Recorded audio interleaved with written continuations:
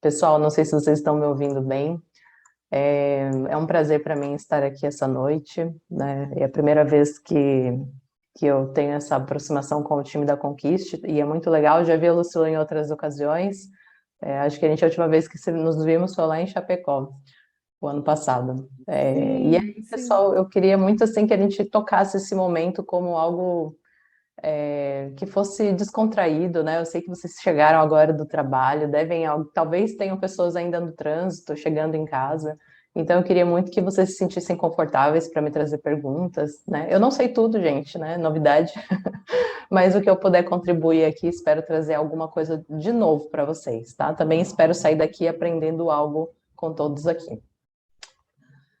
Pessoal, eu vou fazer o seguinte, eu vou compartilhar minha tela e aí a gente vai conduzindo melhor esse momento. O pessoal tá com as câmeras fechadas. Se alguém se sentir à vontade também, eu vou ficar bem feliz de ver o rostinho, né? Não percam a oportunidade de fazer networking. O teu rosto faz parte dessa troca, né? Eu vou fazer o seguinte, só compartilhando então. Vocês estão vendo a minha tela? Ou ainda não? Agora sim. Sim, né? Então Uhum. tá, eu só vou ficar meio esfinge de vez em quando, porque eu tô vendo vocês aqui do ladinho, tá? Eu vou até aumentar aqui para. Poxa, que chique, né? Tô aqui hoje no Masterclass da Conquiste, com todos vocês. Eu entendi corretamente que a gente está no módulo 4. É isso, Lucila? Hoje, o módulo 4 a gente teve. O pessoal já teve aula na segunda e terça-feira passada, ontem, hoje, e tem mais uma semana que vem. São 5 aulas no total, 5 módulos. Aham, uma bateria de muito conhecimento, né, gente? Uhum. E é tão legal assim, porque cada um de nós absorve aquilo que naquele momento faz sentido para nós. Então, eu vou trazer algumas coisas para vocês aqui, né? Só vou trazer algumas aventuras que eu tive. E vejam se algo se encaixa aí no contexto de vocês. E mesmo que não servir agora, pode ser que lá no futuro vocês se lembrem de algo que pode ser aplicado, né? E eu só queria me apresentar brevemente para vocês, então. Eu sou a Raquel, na foto fica sempre mais bonito, né, gente? Eu não sei por quê. E eu sou socióloga. Eu gosto muito, né, quando a gente fala desse estudo das interações humanas, comportamento humano. Eu acho que CS tem tudo a ver com isso. Eu realmente me encontrei aqui, né? E também quando a gente fala de customer experience, né, tem muita correlação. Eu fiz mestrado em conflitologia, né? É uma ciência do conflito, é algo um pouco diferente. No Brasil isso ainda não é tão forte, mas também é um assunto que eu gosto bastante. Eu não sei se vocês têm conflitos por aí. Todo Sabem mundo, né? conflitar, né? Aposto que sim. A gente não precisa ser especialista, né, para falar de conflitos. E uma curiosidade sobre mim, eu gosto muito de voluntariados. Então, fui voluntária em diferentes ONGs e projetos por 7 anos. Ainda hoje, se bobear, eu embarco em uma dessas, né? No Brasil, na Rússia, no Cazaquistão. Inclusive, foi onde eu me formei, na Rússia. Tem alguns prêmios, né? Tive esse privilégio de conseguir, nos últimos anos, alguns reconhecimentos. E a minha experiência é em estruturação de times, consultoria, mentoria. De vez em quando eu me aventuro em algumas palestras, né? Dou aula também em uma escola concorrente lá do lado. Uhum. Mas assim, pessoal, hoje eu sou Head de Customer Success and Experience na AutoQI, né? É uma empresa do ramo da construção civil. Faz 5 meses que eu fiz essa transição. Antes eu atuava no mercado de tecnologia para condomínios. Foi também algo muito diferente para mim. E esse é um pouco de mim, né? Moro aqui em Florianópolis. Eu tenho uma esposa, tenho 2 filhas dogs e eu gosto muito de colecionar moedas, de viajar, de tomar um bom vinho no final de semana, né? Então, um pouco de quem é a Raquel. Mas eu não queria falar muito sobre quem é a Raquel, né? Eu queria falar para vocês sobre alguns desafios e oportunidades. Quando os meninos me procuraram, falaram assim, Raquel, o que nós queremos de você? Que você traga um problema que foi resolvido e como é que você resolveu isso, quais esses resultados, né? E eu pensei, gente, nós que trabalhamos com CS, com CX, a gente lida com problemas o dia inteiro, né? E, ao mesmo tempo, são oportunidades, mas a gente sabe que nem todos os problemas viram cases, né? Muitos problemas do dia a dia, eles são necessários, na verdade. Embora não virem cases, eles nos forjam e nos tornam profissionais mais competentes, profissionais que vão dar conta do recado no futuro, né? Então, eu pensei assim, eu vou levar uma situação, um grande desafio que eu tive na minha carreira, que é um pouco diferente quando a gente pensa em case, né? Ou desafio dentro de CS. Mas eu queria que vocês usassem isso aqui para que a gente refletisse. Poxa, o que será que a Raquel vai trazer, né? Vamos lá. Eu até vou voltar aqui um pouquinho. Eu tive um período em que eu trabalhei na consultoria. Então, é sobre um case que eu construí junto com um cliente no ano de 2021. Era uma empresa que tinha um CRM, né? Parceria, muito parceiros. E era uma consultoria de CS. E quando eu cheguei nos primeiros encontros, nosso briefing inicial, eu cheguei lá com esses objetivos aqui, ó. Estruturar um time de CS, né, com uma equipe aderente ao perfil desses clientes. Ao mesmo tempo, validar o produto dentro do mercado, era uma ferramenta nova. E ajudar a empresa a fazer uma análise de market share. Gente, a hora que eu vi isso aqui, eu falei, onde eu fui me meter, né? Porque a gente está falando de coisas que não necessariamente quem trabalha com CS domina. E aqui eu deixo, né, muito esse pensamento, que falar de CS, falar de Customer Experience, eu costumo dizer que antes de tudo, falar de negócios. Né? Se você não consegue falar sobre métricas de negócio, se você não entende muito, corre atrás, porque isso é muito importante para nós profissionais da área. Em segundo lugar, acho que CS e CX também falam de empatia. Né? Então, se você não é um profissional capaz de explorar e se interessar pelo universo do outro, vai ser bem difícil você construir jornadas aderentes, você conseguir conversar com o teu cliente de forma que você se conecte com ele e tudo mais, né? Então, voltando aqui para o case, quando eu cheguei e vi esses desafios, eu falei, meu Deus, o que é que eu vou fazer? Aí eu queria só perguntar brevemente assim, pessoal, vocês sabem o que seria Product Market Fit ou Market Share? Já ouviram falar sobre isso? Não sei se alguém quer comentar. De Se vocês quiserem verdade, eu acho escrever. que eu tenho pouca ideia, viu, Raquel? Assim, acho que nunca Uhum. tive, acabei não atuando nesses dois escopos aí, bem interessante. Talvez tenha gente digitando, não sei, né? Mas assim, pessoal, para que a gente esteja então na mesma página, né? Quando a gente fala de validação de produto no mercado, obviamente isso fala muito de uma estratégia de produto, né? Uma curiosidade que eu acho que eu não falei, o meu PO, ou seja, a pessoa que estava trabalhando comigo do lado de lá dessa empresa, durante a consultoria, era o CEO da empresa. Ele não era a pessoa responsável pelo time de CS. Então, ele puxou muito projeto para essa parte. Ele também era sócio da empresa, né? E aí a gente fala de validar esse produto. Será que esse produto ele é aderente às necessidades desse público, né? E quando a gente fala de market share, a gente está falando de, ok, eu tenho um CRM, que era o caso, né? Quantas empresas a nível nacional poderiam usar um CRM? Poxa, quantos CNPJs eu tenho no Brasil? Isso já responderia essa pergunta. A gente tem essa compreensão, TAM, SAM e SOM, né?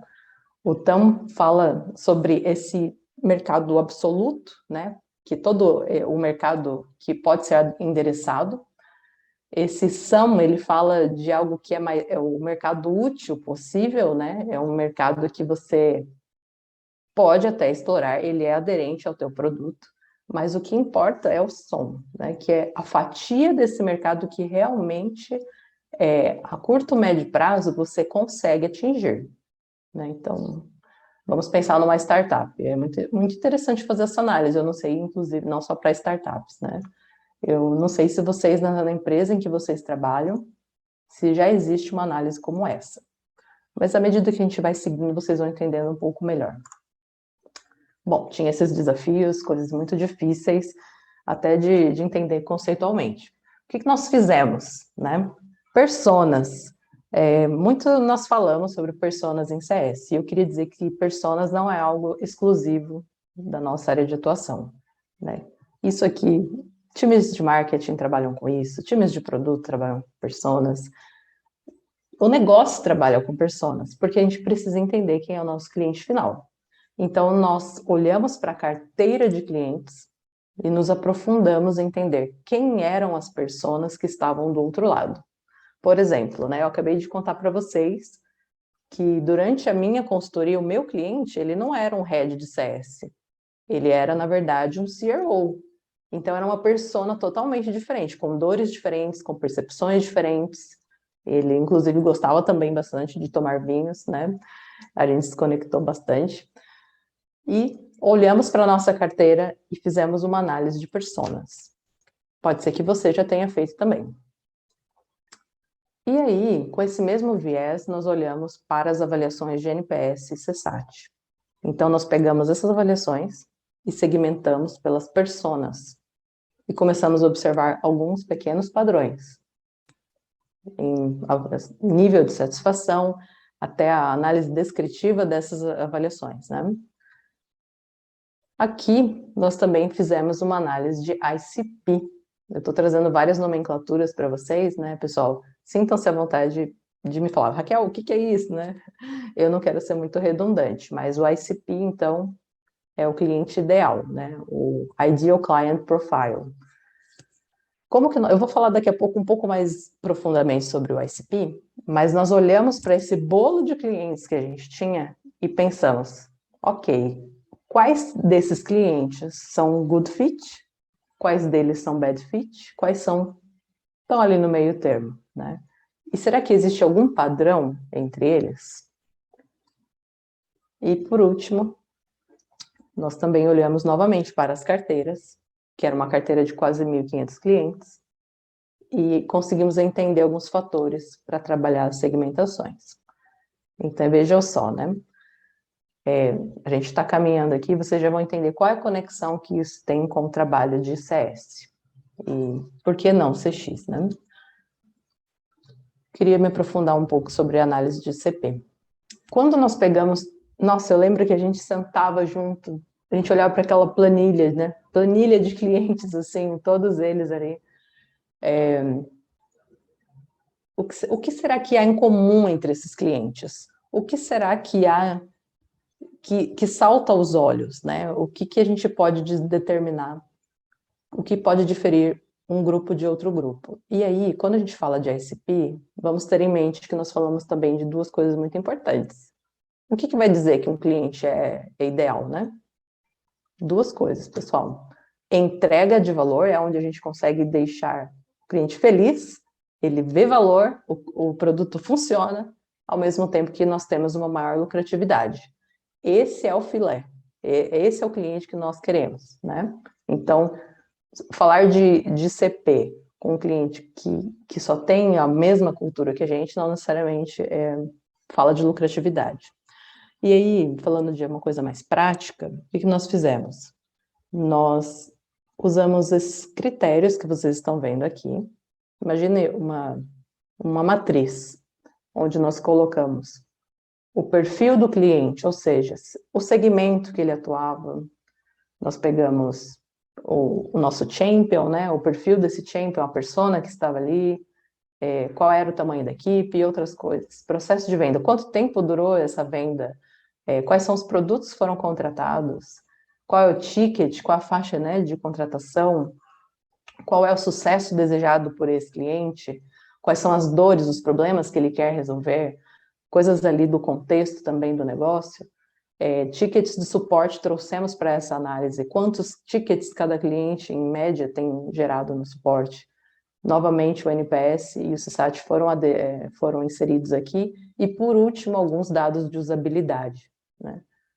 Que módulos do produto esses clientes usavam, com qual frequência. Então, imaginem, gente, são muitos atributos, né? e a gente conseguir fazer esse cruzamento de informações. Mas quando a gente colocou ali dentro, nós fizemos uma segmentação em 3 grupos. Clientes good fit, aceitáveis e bad fit, né? E eu estou falando aqui várias coisas de novo, né? O cliente good fit é aquele cliente que se encaixa na gente, né? Que ele tem aquela aderência, realmente funciona, né? A nossa relação. Quando a gente fala de um cliente que não tem fit com a gente, não preciso nem falar, geralmente são clientes que geram muitos tickets de suporte, são clientes que eles estão insatisfeitos, NPS mais baixo, são clientes que querem resolver outro problema que está além do nosso produto, né? Eu acho que vocês podem já ter visto por aí algum cliente bad fit, não sei. Eu já vi vários. E então, pessoal, a gente fez toda essa análise com base nesses critérios e dividimos a nossa carteira em 3 grupos. É muito comum a gente, em CS, dividir a nossa carteira em outro grupo, o grupo dos promotores, dos detratores, dos neutros, né? E entendendo essa proporção.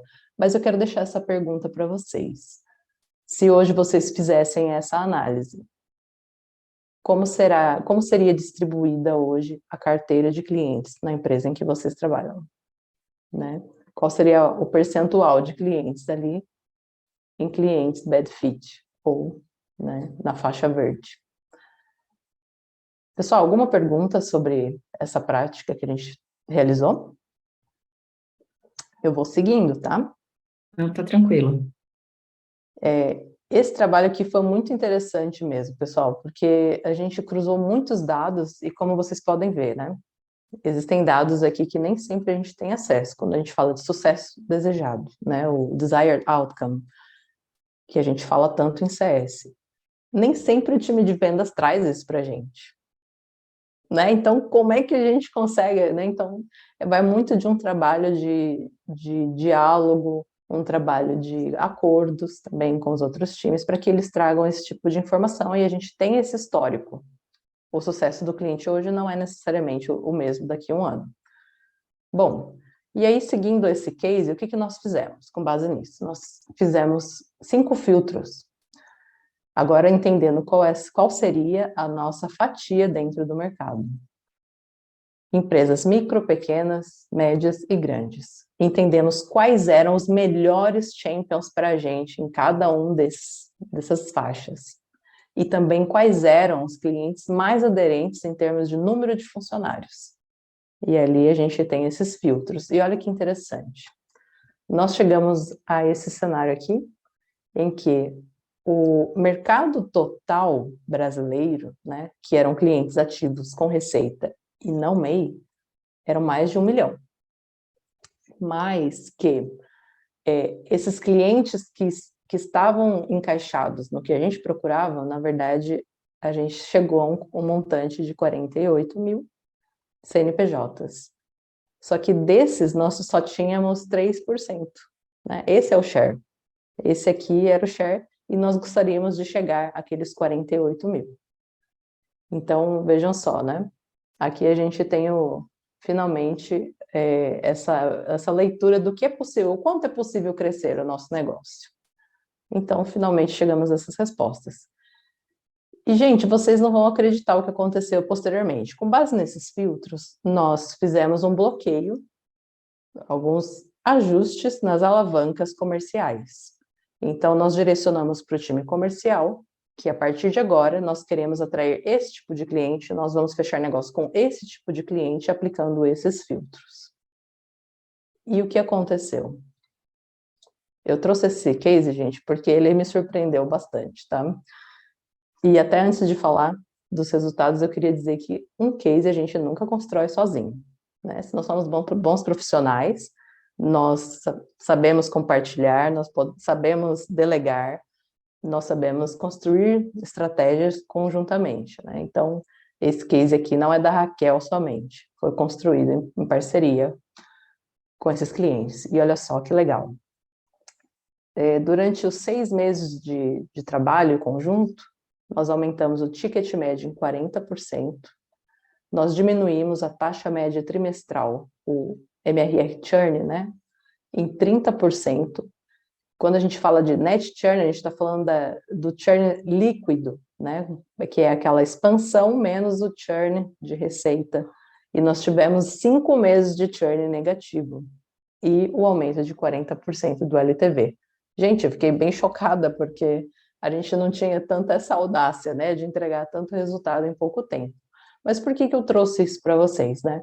Porque isso tem ligação total, direta, com o que a gente tenta fazer em CS, né? Que é a expansão, diminuição de cancelamentos, aumento da taxa de retenção.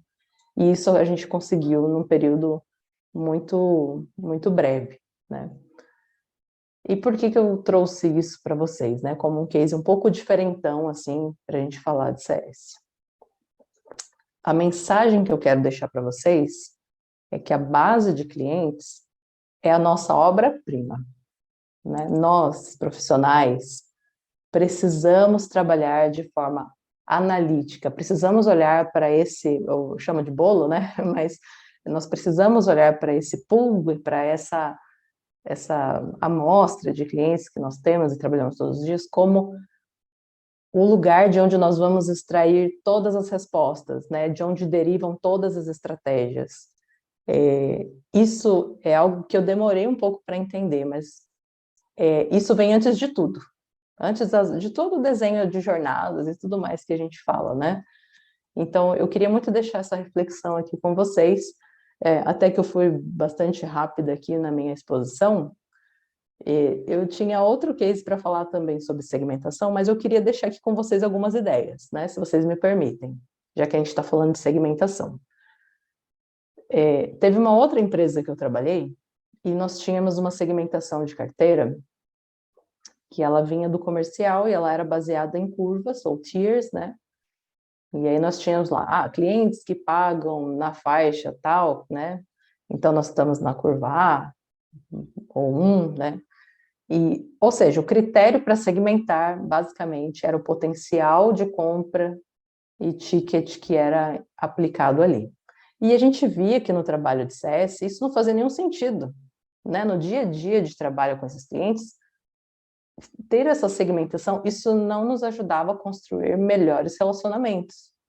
As jornadas, elas não conversavam com essas segmentações. Por quê? Porque nós tínhamos um cenário de clientes B2B, e eles eram clientes que trabalhavam no mercado de educação corporativa, e o principal objetivo do meu cliente era lançar uma universidade corporativa. Curiosamente, nem todos eram capacitados para fazer isso, gente.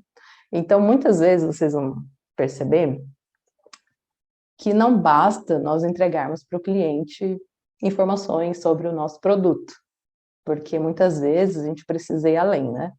Às vezes ele não conhece nem mesmo do próprio negócio. E nós precisamos ajudá-lo a entender isso para que ele veja valor no nosso produto ou no nosso serviço, né? E a gente tinha muito esse dilema. E aí o que nós fizemos? Eu não tinha me programado para contar aqui, mas nós tínhamos... nós entendemos que faria sentido dividir a nossa carteira pelo critério de maturidade. E nós fizemos vários bens com algumas empresas, né? Aqui em Florianópolis tinha o pessoal da Envolves, com quem a gente conversou, o pessoal da MRV, da VR, quer dizer, Rede de Vistorias, pronto. E nós conversamos, eles aplicavam também algo muito parecido que a gente chama de CMI, não sei se vocês já ouviram falar, né? Que é o Customer Maturity Index, ou seja, o nosso índice, né, de maturidade. No Brasil não vejo muita gente ter materiais sobre esse assunto, mas é algo muito massa de se aplicar. E aí, o que a gente fez? Nós setamos várias coisas que nós entendíamos que eram importantes para dizer que um cliente ele é maduro ou não. Nós pegamos o cliente da nossa carteira que a gente achava que ele era o top. Esse cliente sabe o que está fazendo. Então, vamos lá. Quais são os atributos que ele tem? Ele tem uma equipe dedicada, ele tem 5 pessoas dentro da equipe, ele tem 5 anos de atuação já nisso, temos blá, blá, blá, blá, blá, né?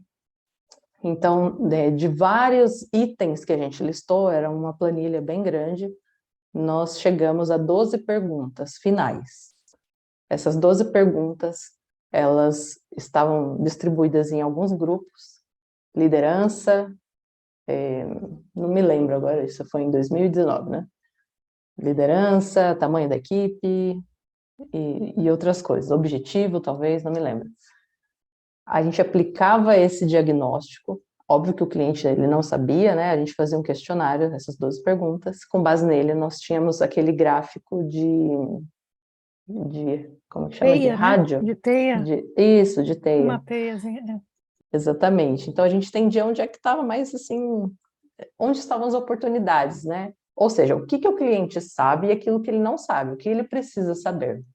Uma vez que a gente entendia qual era o nível de maturidade desse cliente, nós os direcionávamos para as jornadas corretas, que eram baseadas na maturidade de cada cliente. Mas até não sei se a Lucila tem um pouco para dizer sobre isso, mas falar de jornadas, é uma percepção minha, né? Falar de jornadas em 2018 não é a mesma coisa de falar de jornadas agora em 2023. Como era engessado falar de jornadas dentro de CS, né? Sim. Porque a gente falava assim, você tem que fazer uma QBR a cada 3 meses, né? Falando de contas mais high touch, enterprise, assim.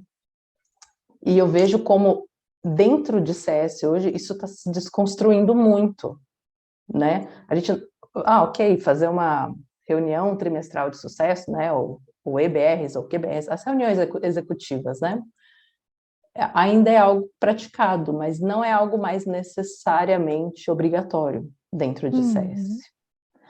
E eu vejo cada vez mais que essa inteligência da nossa obra-prima, né, que é a base de clientes, ela está direcionando como nós desenvolvemos as nossas estratégias. Estamos falando aqui de hiperpersonalizações. E, né, cada vez mais próximo de CX até. Esses dias... Lucila, quer comentar alguma coisa? Eu falo pra caramba. Eu vou comentar. Ontem a gente falou um pouco sobre EBR, sobre QBR, e eu tive uma experiência. Nossa, concordo totalmente, né? Eu comecei a ter contato com isso e aprender também lá em 2017 e 2018, quando também a gente tinha bastante contato com a Zendesk, e eles tinham um modelo muito bacana de plano de sucesso, e a gente discutiu bastante isso ontem na aula, né?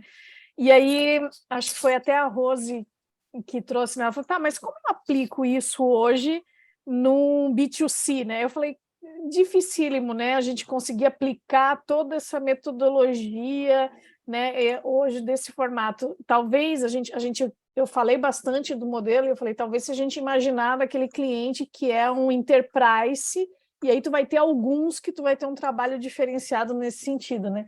Mas eu concordo completamente. Acho que você trouxe um assunto que tem muito a ver com o que a gente falou ontem na aula. Muito bom. Nossa, que legal, estou alinhada, né? Sim, E sim. sabe, recentemente eu vi um case tão legal dos meninos do Banco Pan. Eles construíram, e assim, né? Falar de hiperpersonalização, a gente está falando de vários assuntos ao mesmo tempo, mas a gente está, antes de tudo, falando de como a gente organiza esses dados, né? Que são provenientes de várias fontes. Então a gente começa a falar de data lakes, né? Que são coisas assim que também extrapolam o CS, mas se você tem um time de dados na tua empresa, é muito importante essa aproximação. Então, quando a gente consegue centralizar esses dados e a gente enxerga esse volume, essa proporção entre eles, e a gente consegue realmente ter uma visualização 360 do comportamento do cliente, que foi o que os meninos lá fizeram no Banco Pan, olha eu vendendo o case deles aqui, né? Eles usaram o Adobe Target, que é uma ferramenta para construção de jornadas vinculada ao Data Lake, que conseguiu assim resultados muito muito legais de verdade. Eles fizeram um case tão legal que eles ganharam um prêmio da Adobe, inclusive, na construção que eles fizeram, né? No site da Adobe vocês podem encontrar o case deles, é bem legal. Posso mandar depois o link para vocês. Mas tudo isso para dizer o seguinte, que essas jornadas hoje em dia, né, falar de success planning, né, account success planning, aqui onde eu trabalho, a gente tem um concorrente que eu sou muito fã deles, que é o pessoal da Autodesk, né? Não, não é Autodesk. Agora até me fugiu aqui. Acho que é Autodesk. É, eles mesmos. Eles também, eles são de fora e eles fazem coisas muito legais. Eles, eles construíram uma página somente de Customer Success. O cliente vai lá e você consegue construir o teu próprio Success Planning de forma Tech Touch, respondendo algumas perguntas que são bem legais, assim, tem fotos, tem várias coisas, e eles geram isso para você, né? E esse Success Planning, ele conversa com a ferramenta, então ele sabe se você está atingindo esses resultados ou não. Olha que legal, né?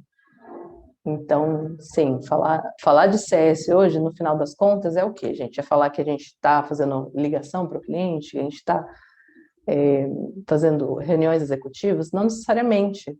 Nós somos os times responsáveis pela maximização da entrega de valor durante a jornada, né? Estamos falando aqui de resultados. Experiência também, né? Mas CS ele está muito focado nesse resultado. E eu acho que algo que é um pecado muitas vezes para os nossos times de CS é que a gente não sabe qual é o sucesso desejado pelo cliente. E sabe por quê que muitas vezes a gente não sabe, gente? Porque nem sempre o cliente sabe. É meio doido falar isso, né? Mas nem sempre o próprio cliente ele tem essa consciência do que ele está esperando. Então, vai muito desse feeling de você ter esses momentos de qualidade, dar essa oportunidade para o cliente explorar o que realmente ele busca, né? Pessoal, eu falei bastante aqui, chegamos aos 40 minutinhos do nosso momento. Eu queria abrir aqui para saber se alguém queria falar alguma coisa, depois dessa avalanche de temas, né, que a gente falou. Não fiquem tímidos, pessoal. Aproveitem e façam Eles são sempre perguntas. assim, Lucila?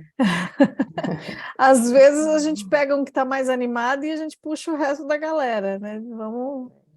A gente Ou é só vai quando cada tem dia. visita aqui? Quando tem visita a gente fica mais tímido. Sim. Ô, Raquel, vou Bom, fazer uma pergunta para né, para tentar tirar a timidez da galera, assim. A gente estava falando muito disso, de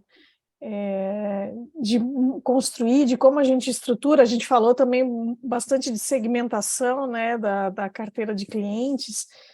E, e aí, quando a gente fala do B2C, como tu vê essa questão de montar sucesso? Agora, você me deu um case, eu estou anotando tudo que você está falando, estou achando ótimo, que depois eu vou estudar mais aqui. Então, como você, né, nas suas consultorias, você viu algum modelo assim que aliasse não só o uso do produto, mas algum outro tipo de ferramenta para montar sucesso? Como é que isso que tu vê assim no mercado? Existe até muito essa confusão que acontece quando a gente fala construir uma jornada para o B2C, né? Tech Touch, principalmente, porque ela se aproxima muito do experience, né? Ah, você está criando uma jornada de experiência ou você, né, está falando de CS? Uhum. E eu estou exatamente nesse momento com esse desafio, porque eu tenho uma segmentação de clientes que ela não é necessariamente B2C, mas ela fala de um MEI. Ela fala, né, ela não é uma grande empresa, ela não é nenhum escritório de construção civil, mas é um carinha que está lá construindo projetos para alguns clientes que ele tem. Uhum. E a gente sabe que o ticket ele é mais baixo e não se sustenta, a nossa maior parte da carteira está ali, a gente tem 11 mil clientes, então como é que a gente faz uma jornada high touch? Pois não fazemos, né? Porque o meu time de CS hoje é um time muito técnico, eu tenho engenheiros dentro do time de CS, imagina quanto custa esse time, né? Uhum, sim. Então, assim, tenho feito alguns benches, inclusive, tenho mais um essa semana. Eu vejo muitas pessoas falando dessa hiperpersonalização, vinculando, como os próprios meninos, né, do Banco Pan. Eu vejo muita gente construindo isso com base no que o cliente fornece para nós durante o período comercial, quando a gente fala assim de ativação, onboarding, né? Que Uhum. dados a gente já tem. partimos daqui, então, um pós-venda inicial, porque o first value, ou o primeiro valor que a gente precisa atingir, por exemplo, em onboarding, ele não é o mesmo. Ele não é o mesmo. A gente pode segmentar até a carteira, mas é como se cada cliente tivesse a sua própria jornada, né? Eu estou pensando umas coisas meio doidas aqui, né, ultimamente, né? Eu costumo não compartilhar muito com as pessoas, porque meu, essa não tá doida. Mas é que eu tenho, na minha cabeça também, desconstruído muito essa ideia de uma jornada linear. Porque, para mim, pelo menos no meu contexto hoje, eu vejo que a jornada do meu cliente ela é cíclica. E ela pode ser assim, mirabolante, na verdade, porque é uma combinação de muitas coisas, de objetivos, de momentos, de LT. Então, quando a gente, imaginem, né, eu imagino um cubo mágico. Quando a gente começa a fazer essas combinações, e quando eu vejo aquele momento do cliente, o que eu direciono para ele? Eu tenho, a gente usa o Miro, né? Vocês já usaram para Já, sim. Olha que legal que eles estão fazendo. Eu peguei esses dias aqui. Ele percebe que quando eu estou tentando movimentar como que chama aquilo, post-it, perto de outro, ele identifica que eu quero fazer uma conexão. Imediatamente ele me traz um guia ao lado, como se fosse um tour, para que eu entenda como é que funciona aquela funcionalidade, né? Certo. Então, assim, você só vai conseguir, na minha visão, né? Você só vai conseguir fazer um CS Tech Touch se você for inserido dentro do produto e se você de fato receber essas informações e você de fato enxergar quem é esse cliente. Porque do contrário, você está numa caixa preta. É muito difícil entregar sucesso, né? Não sei se você concorda, Luciolo. O que você acha Concordo. disso? Sim, a gente tem aqui, né, na TOTS, a gente desenvolve software para 11 segmentos diferentes. E ainda a gente tem uma segmentação que é software para MPN, que a gente chama que é micro e pequenos negócios, né? E ali, sim, a gente não tem nada de high touch, a gente tem uma estratégia, tem uma gerente, né, de sucesso dessa estrutura que ela olha toda a estratégia tech touch, né? Essa E daí não é a quando Maitê, não, né? A Monique. Não, a Monique, É. ela tá ali em Joinville, né? Ela teve com você lá no TDC, né? Na trilha, Sim, né? sim, sim. Aham. A Monique, ela cuida de um dos softwares de supply, que é um software SaaS que está sendo construído, e ela é super bacana, a gente troca muito, assim, ela tem um Ah, que ótimo legal. conhecimento, né? Já veio com conhecimento de mercado e continua somando, né? Mas Uhum. ali no MPN é outra pessoa, e eu vejo muito que isso que você falou de como a gente consegue construir, né, algo que é quase assim, né? É quase uma educação junto, né? Porque o software sozinho, sem a camada ou a plataforma, como a gente queira chamar, né? Sem essa camada de apoio para o cliente atingir o sucesso, ele está ficando cada vez mais vazio, né? E eu acho que vem um pouco assim, quando faço benchmark com o pessoal da RD, que agora é do grupo da TOTS, né? Eles fizeram muito isso, né? Essa responsabilidade de como eles capacitaram as empresas para o marketing digital e entregar a ferramenta, porque só a ferramenta ela não ia, né, conseguir atingir todo o mercado que Sim, a gente precisava. fala de maturidade novamente, né? Exatamente, volta lá no início, né? É isso, é Uhum. muito. E eu vou te falar assim, ó, que quando eu comecei lá no passado a implantar software, que implantei software de manufatura, de logística, não era diferente. Só que a gente estava numa camada que era muito ainda de estruturação e organização das empresas. Então, naquela época, a gente estava assim, estruturando um software para estoque, para contabilidade, para contas a pagar, para contas a receber, para fazer um planejamento da fábrica. Então, os clientes não tinham muito cálculo de custos, né? Então, é isso que a gente tem muito dentro dos nossos softwares de gestão, né, no back-office. A gente passou essa fase. Que bom, né? Isso já não é mais o diferencial. Agora as pessoas estão aqui buscando como elas se tornam mais rentáveis, como elas melhoram a forma de fazer negócio. Então, a gente está nesse momento, né? A gente passou uma fase de maturidade e agora a gente está numa melhor, eu acho, né? Que estamos É aprendendo de novo, verdade. né? E sabe, isso fica muito, né? O pessoal dos Estados Unidos, a gente sabe que eles meio que mandam nas tendências, assim, né? Sim, aham. E eles têm discutido muito isso sobre, como, por exemplo, antigamente o CSM ele era muito visto como a pessoa que educa o software, né? Ah, eu vou te ensinar a usar o software. Mas hoje o CSM ele sobe esse nível e hoje ele tem que se posicionar como esse advisor, que vai dizer para o cliente qual é a melhor estratégia, né? E algo que a gente, quando eu gosto muito, né, quando a gente fala de success planning, é de pensar que nós estamos num lugar muito privilegiado. Vamos imaginar, você está dentro de uma empresa que tem vários clientes, como aquele cliente com quem você conversa. Esse é um, desculpa a palavra, é um puta benchmarking, né? Aham, Então, nós aham. temos informações que talvez sejam relevantes para aquele cliente. Então, por que não, durante uma conversa ou durante um touch point, levar para ele, olha, você é um dos 2% da nossa carteira de clientes que conseguiu atingir tal resultado ou desenvolver tal coisa, né?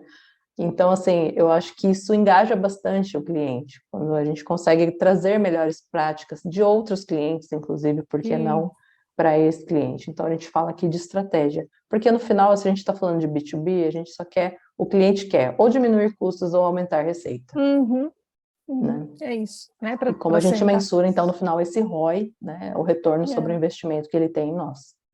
E como que a gente entrega isso? Até compartilhando contigo, a gente tem na TOTUS um que a gente chama de índice de maturidade de gestão. O que foi feito? Foi com base no uso do cliente, né? De quanto ele usa daquele software, a gente coloca assim a nota dele de, de profundidade de uso daquele software que ele comprou.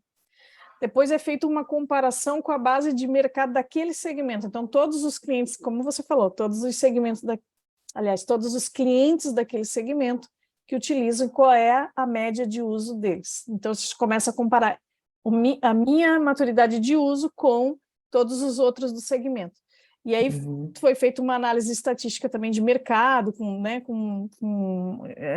bases de mercado, e aí tem em relação ao mercado. Então, quando a gente mostra esse índice, o cliente consegue visualizar assim, pô, eu estou bem, eu estou mal, eu preciso correr atrás, com quem eu consigo conversar e como vocês podem me ajudar, né? Isso tem sido bem bacana também Que para legal.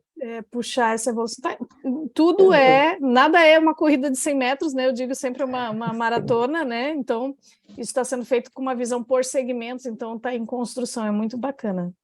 Sim, isso me lembrou até o próprio case da Envolves aqui em Floripa, porque eles têm algo muito próximo disso e eles foram além. Eles têm anualmente, eu não sei se hoje em dia eles fazem isso, mas eles tinham anualmente uma premiação. Eles tinham esses clientes que conseguiam atingir maiores resultados ou que atingiam maiores níveis de maturidade, eles eram reconhecidos e eles ganhavam troféu e tudo, Ah, sim, na TOTOS né? também tem. Teve agora no Universo Ah, TOTOS em junho. Cliente olha que legal. campeão do Prêmio Brasil que faz, né? Que é um dos lemas da TOTOS. E aí tem por segmento um premiado lá, eles têm os Nossa, indicados. isso é muito legal, porque a gente Uhum. começa a falar de comunidade, né? A gente começa a É, falar desse engajamento do cliente, é, e eles se tornam parceiros nesse momento, né? Eles sim, deixam até de ser clientes. Eu sim, acho é isso. que é um nível de maturidade de relacionamento muito, muito legal mesmo. Sim, com Mas eu acho que a certeza. gente não conseguiu ainda cutucar o pessoal Tirar a para falar. timidez da galera. Pessoal, ninguém quer fazer uma perguntinha? Érica, você que sempre está aqui com a gente, Marcelo, ó, vou te falar, a Érica é da Áfia, Marcelo da Petrobras, Ô, a Marcela, Michelle, me fala aí alguma coisa. Você, conta em uma qual história base aí. da Petrobras que você trabalha? Onde que você fica? Ah, então, vamos lá, pessoal. Vocês estão me ouvindo? Troquei de Sim, fone aqui. sim.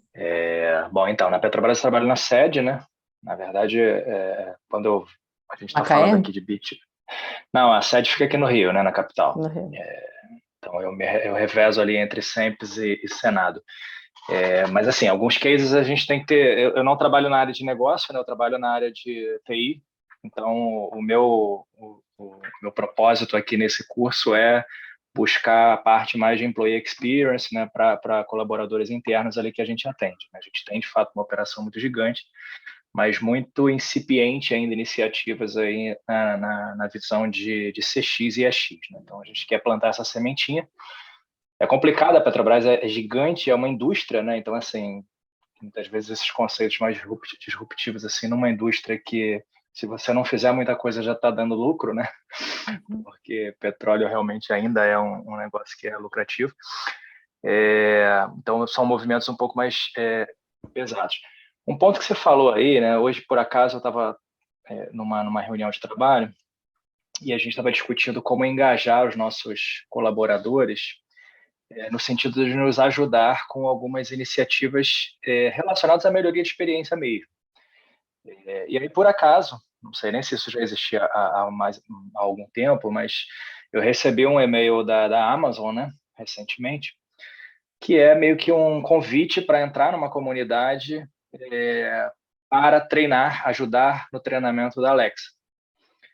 Achei bem interessante, porque assim, tem toda uma rotina ali uma sistemática ali de pontuação e tal, e, enfim, eles meio que gamificaram um pouco essa experiência, né, para trazer os clientes ali para se sentirem parte do produto, e fortalece aquela visão de comunidade, né, como você falou, você traz o teu cliente para o game, né, então achei bem interessante isso, e a gente estava tentando buscar maneiras de fazer isso ali para os nossos clientes internos ali da Petrobras, que de fato poderiam nos ajudar a gente a tentar capturar o que é valor para determinados segmentos de cliente, né? E aí, assim, só uma dúvida lá do início, quando você falou um termo sobre cliente ideal, ICP, não é isso? ICP. O ICP.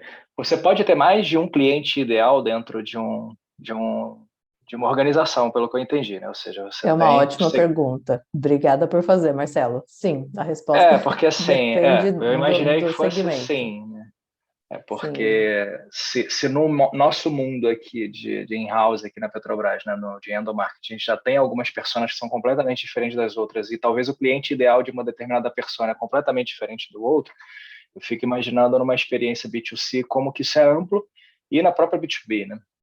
Então, eu queria que você falasse um pouquinho sobre isso. Obrigada por fazer a pergunta novamente. Sim, aqui mesmo onde eu trabalho, nós temos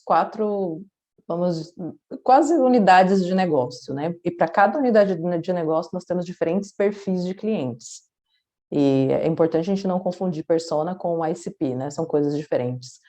E sim, quando a gente olha para esse universo de unidades de negócio, de diferentes produtos, de diferentes segmentos, provavelmente você vai ter aí diferentes clientes ideais segmentados por esses diferentes grandes critérios, né?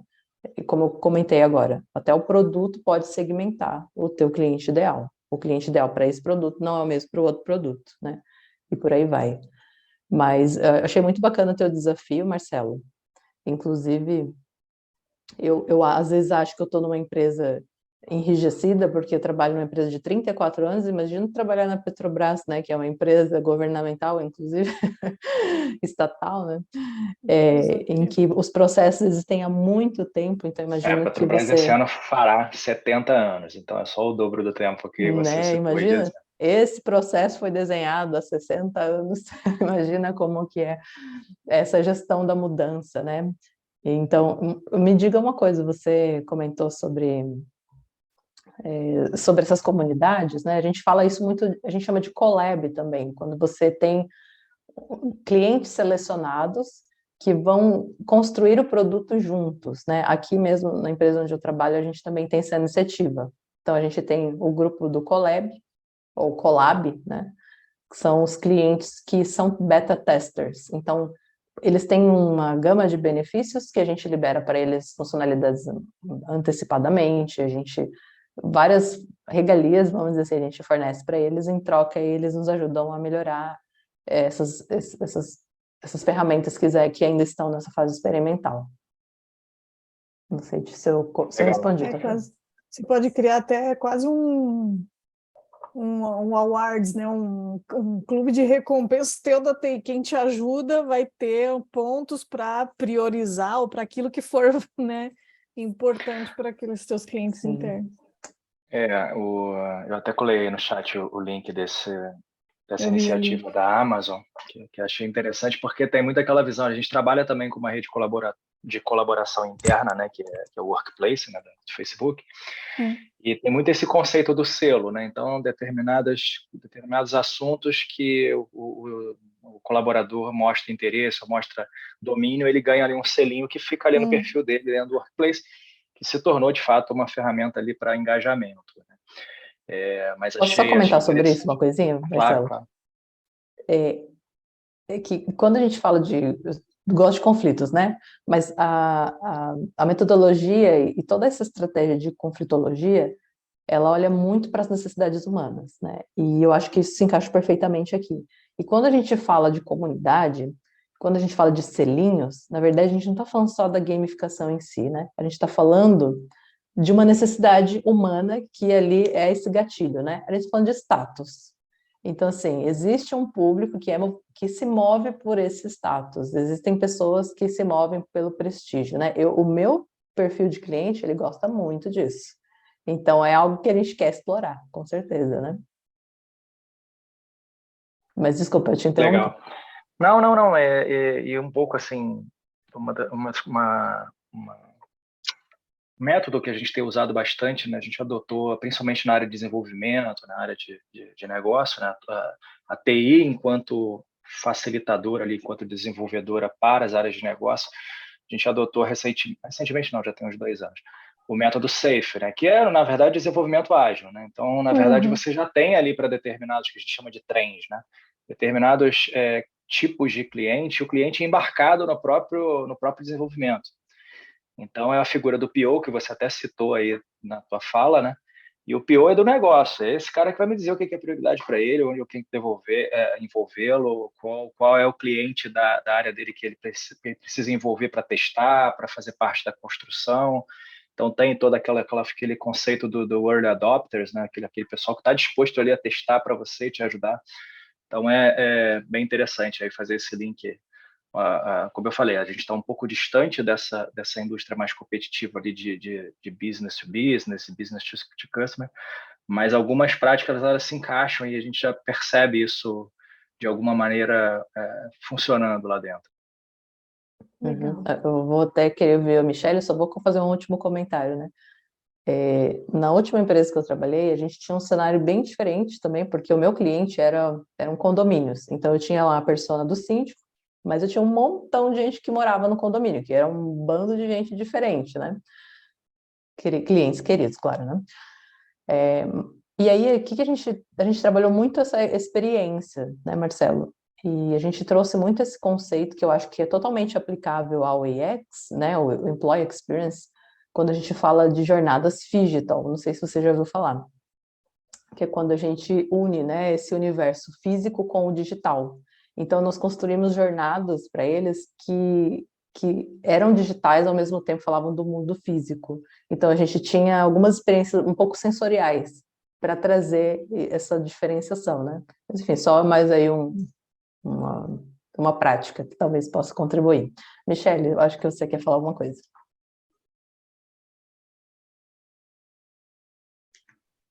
Sim, boa noite. Boa noite, Boa chefe. noite. Saudade, hein? Semana que vem estou na área de novo. O Riguete é meu gerente, e na Petrobras eu trabalho com ele, né? E eu trabalho especificamente na área de central de suporte, né? E aí aproveitar assim, né? A nossa grande dificuldade, né? É que a gente tem um desafio de garantir a satisfação do nosso cliente, né, interno, no momento que ele está, muito provavelmente, no seu maior grau de frustração, né? Porque a gente presta atendimento de T&C. Então, em geral, os usuários, ou eles ligam, ou eles fazem um contato, ou entram em contato com os nossos canais, em busca de um serviço, ou porque eles estão com um determinado tipo de problema, né? E aí, você reverter, né, ou você garantir ali, né,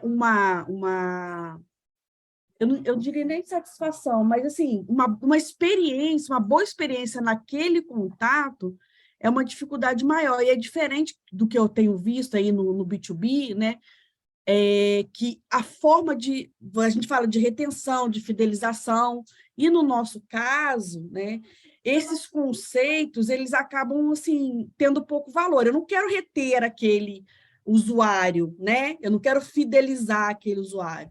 A gente faz um trabalho muito de background para não atender, né? Então, a gente trabalha ali em automatização, em breakpoints, né? Em disponibilidade para a gente não ter que atender. Agora, quando a gente precisa atender, né, a gente tem buscado aí mecanismos e oportunidades para tornar aquele contato mais, não vou dizer nem agradável, né, eu vou dizer assim, menos sofrível, vamos dizer assim, né? Então, isso é uma grande dificuldade para a gente hoje, né? E aí a minha questão aí para compartilhar, né, e ver com vocês é como que vocês veem esse tipo de atendimento, esse tipo de prestação de serviço aí fora, nesse contexto, né, do CX, né, do UX, né?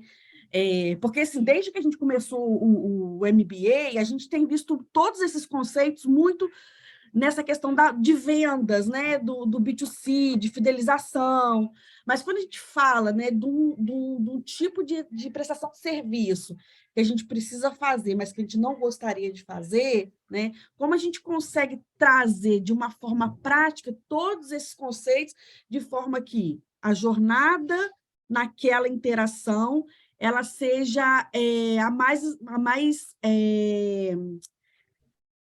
como é que eu vou dizer assim, menos traumática ali para o usuário, né? Porque, de fato, ele não queria estar ali naquele contato, né?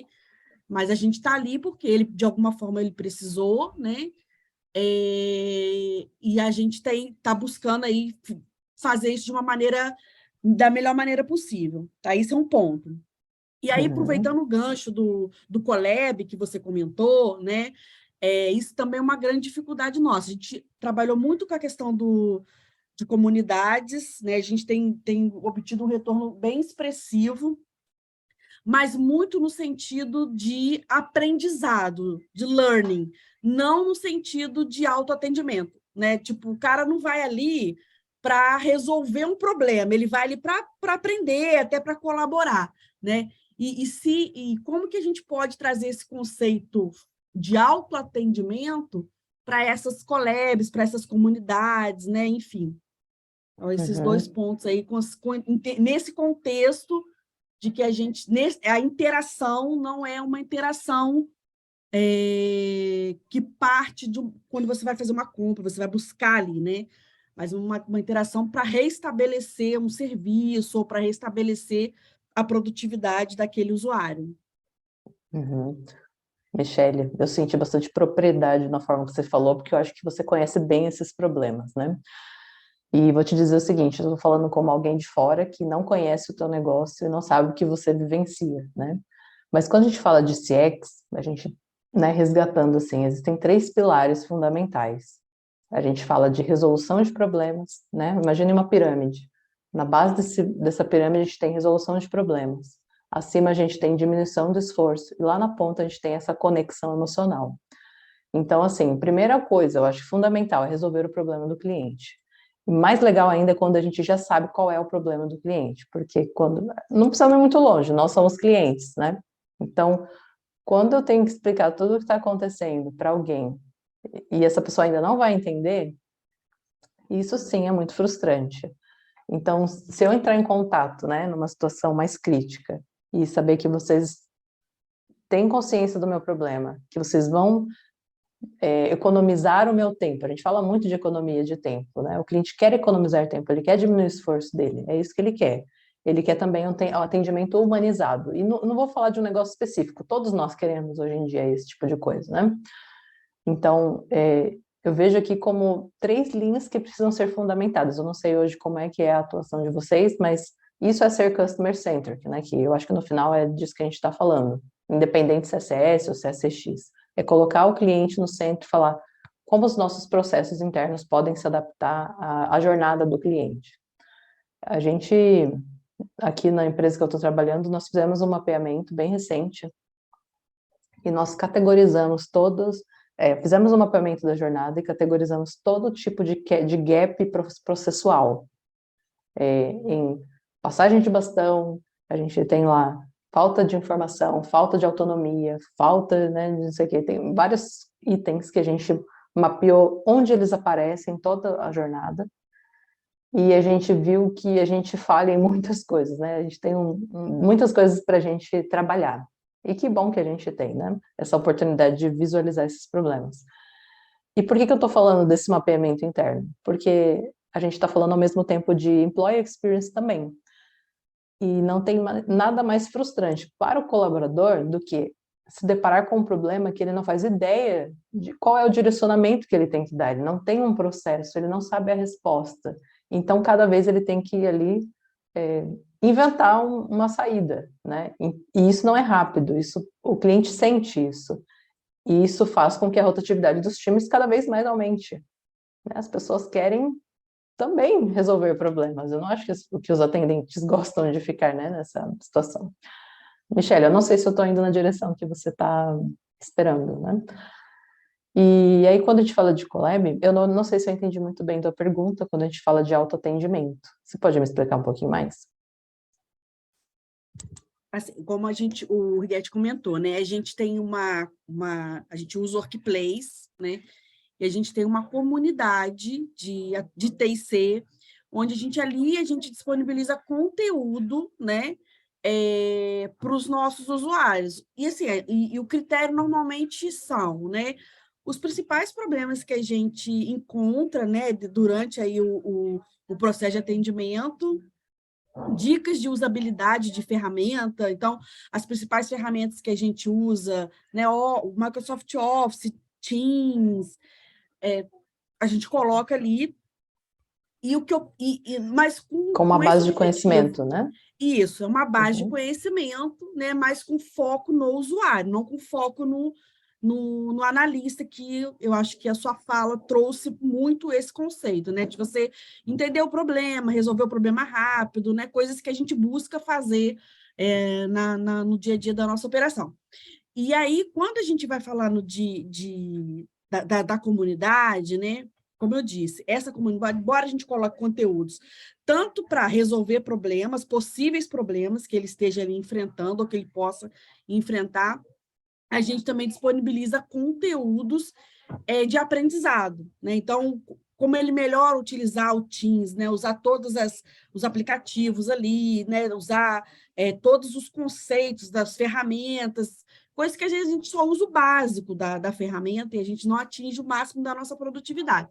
Então, a gente coloca ali, por exemplo, vou dar o exemplo do Teams, que é a ferramenta que a gente usa de videoconferência, mas a gente sabe que o Teams é um mundo, né? Ele tem várias, né? Tem integração com Power BI, tem integração com ferramentas de reunião, né? De atas, presença, enquetes, você pode fazer tudo ali dentro. O mundo Microsoft, né? O mundo Microsoft, exatamente. Às vezes o usuário não usa nem 10% daquilo ali, né?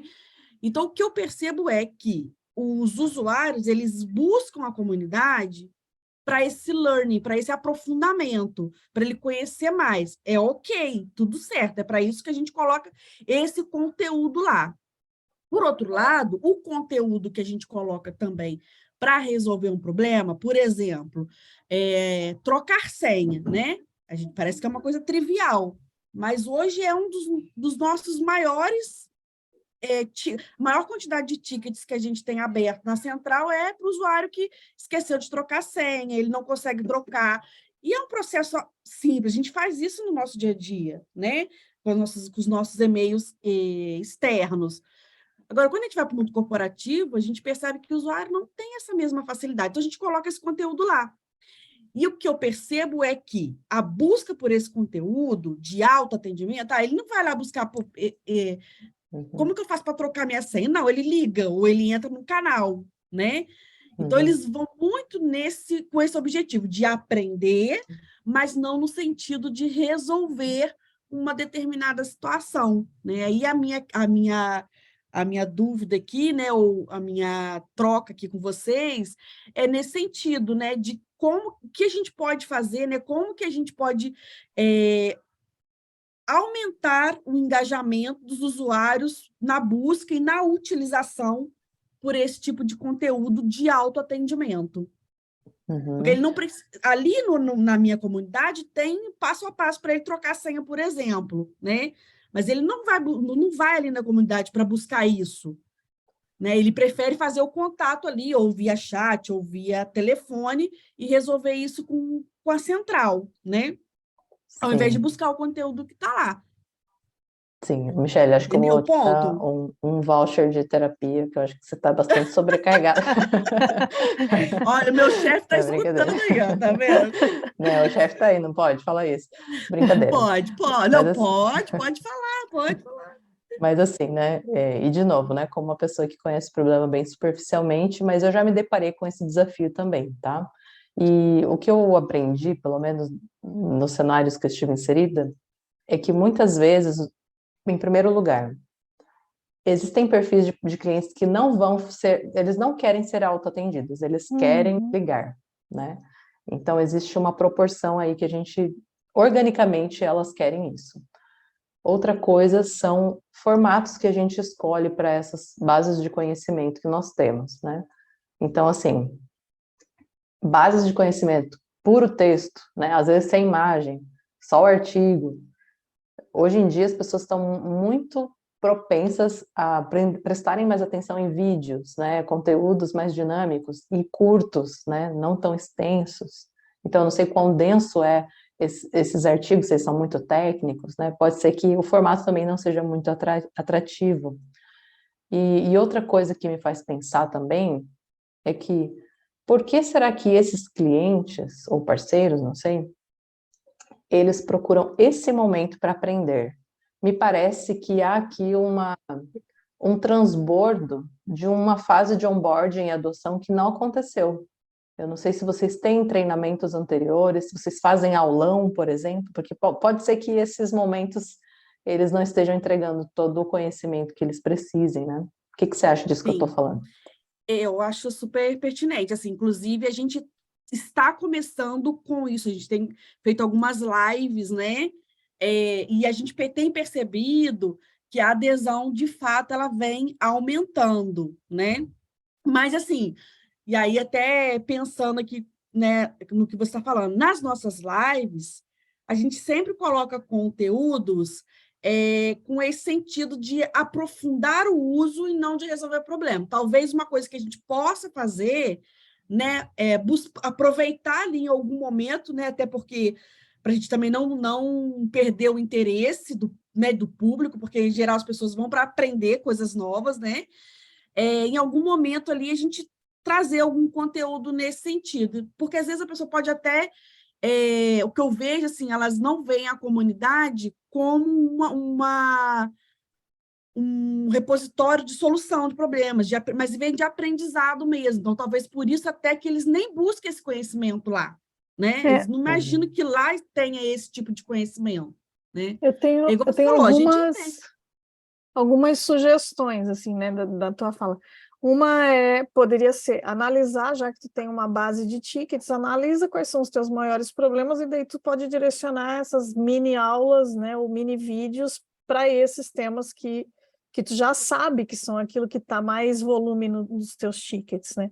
Outra coisa lança um projeto para recriar a tua collab e chama essas pessoas para desenhar e ouve por que elas estão achando difícil de consumir esse material.